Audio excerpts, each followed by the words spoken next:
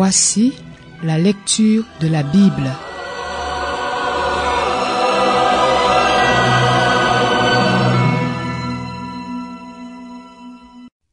De Jean. De la part de l'Ancien à la dame qui a été choisie et à ses enfants que j'aime dans la vérité. Et ce n'est pas moi seulement qui les aime, mais aussi tous ceux qui ont connu la vérité. Nous vous aimons à cause de la vérité qui demeure en nous et qui sera avec nous pour l'éternité. Oui, la grâce, la compassion et la paix seront avec nous dans la vérité et l'amour. Elles viennent de Dieu le Père et du Seigneur Jésus-Christ, le Fils du Père.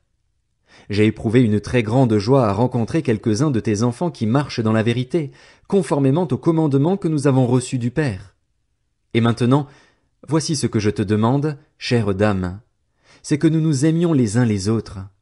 Ce n'est pas un commandement nouveau que je t'écris, mais celui que nous avons reçu dès le commencement. Or l'amour consiste à vivre conformément à ses commandements. Tel est le commandement dans lequel vous devez marcher, comme vous l'avez appris depuis le début. En effet, de nombreux imposteurs sont venus dans le monde. Ils ne reconnaissent pas que Jésus est le Messie venu en homme. Voilà ce qui caractérise l'imposteur et l'antichrist. Faites attention à vous-même. Ainsi nous ne perdrons pas le fruit de notre travail, mais recevrons une pleine récompense. Quiconque s'écarte de ce chemin et ne demeure pas dans l'enseignement de Christ n'a pas Dieu.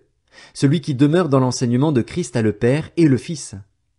Si quelqu'un vient chez vous et n'apporte pas cet enseignement, ne le prenez pas chez vous et ne le saluez pas, car celui qui le salue s'associe à ses mauvaises œuvres. J'ai beaucoup de choses à vous écrire, mais je n'ai pas voulu le faire avec le papier et l'encre. J'espère venir chez vous et vous parler de vive voix afin que notre joie soit complète. Les enfants de ta sœur, choisis elle aussi, te saluent.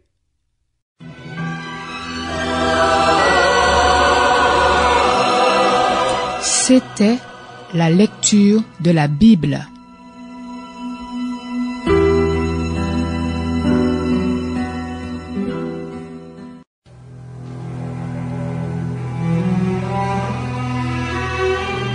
Voici la lecture de la Bible.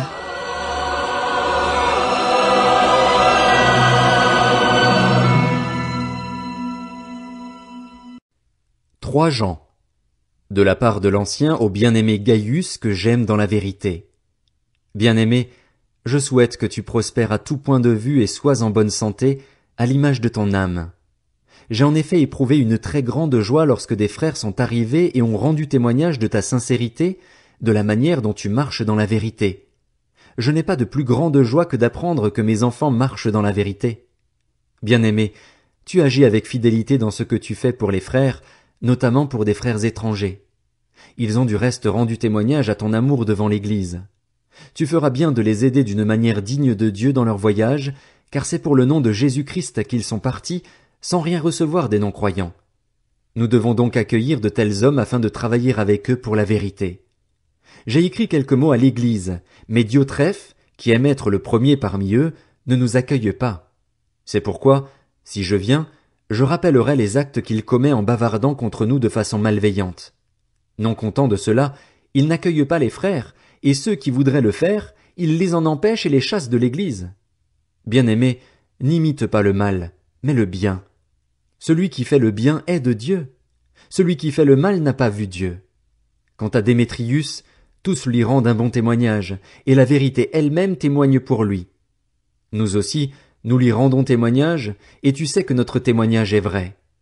J'aurais beaucoup de choses à t'écrire, mais je ne veux pas le faire avec l'encre et la plume.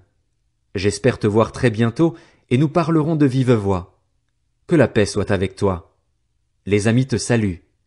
Salut les amis, chacun en particulier.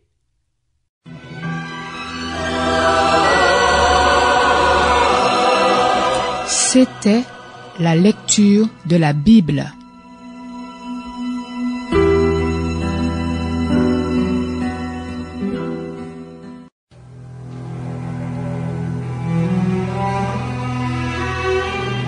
Voici la lecture de la Bible.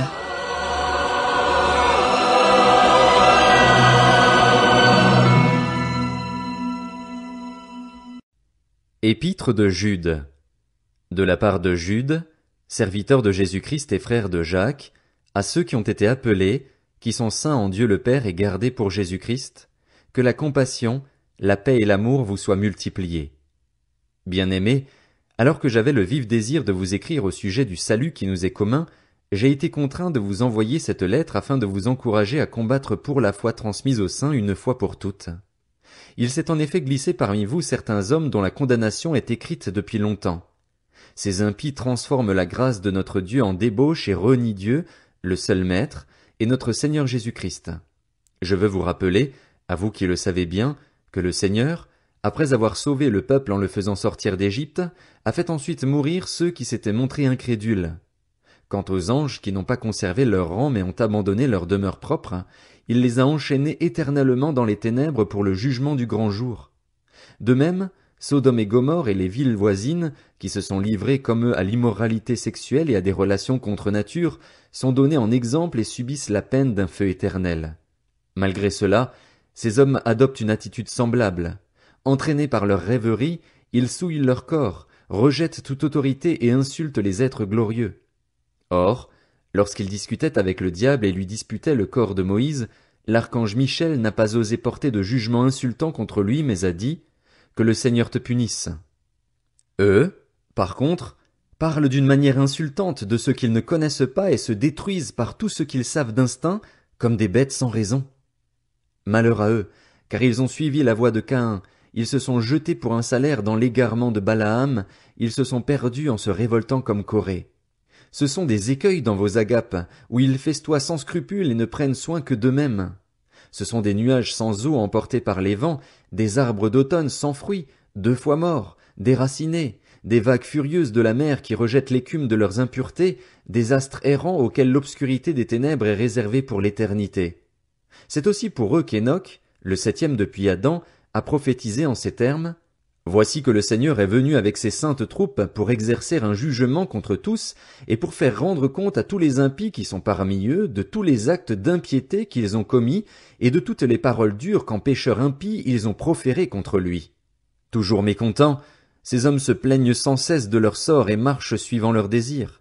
Ils tiennent de grands discours et flattent les gens par intérêt. Quant à vous, bien-aimés, souvenez-vous de ce que les apôtres de notre Seigneur Jésus-Christ ont annoncé.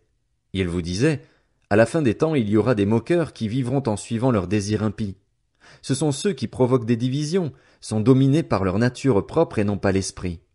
Quant à vous, bien-aimés, édifiez-vous vous-même sur votre très sainte foi et priez par le Saint-Esprit. Maintenez-vous dans l'amour de Dieu en attendant le jour où la compassion de notre Seigneur Jésus-Christ sera manifestée pour la vie éternelle. Ayez compassion des uns en faisant preuve de discernement.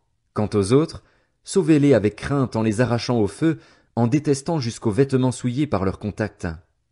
À celui qui peut vous garder de toute chute et vous faire paraître devant sa gloire irréprochable et dans l'allégresse, oui, à Dieu seul sage, qui nous a sauvés par Jésus-Christ notre Seigneur, appartiennent gloire, majesté, force et puissance avant tous les temps, maintenant et pour l'éternité. Amen.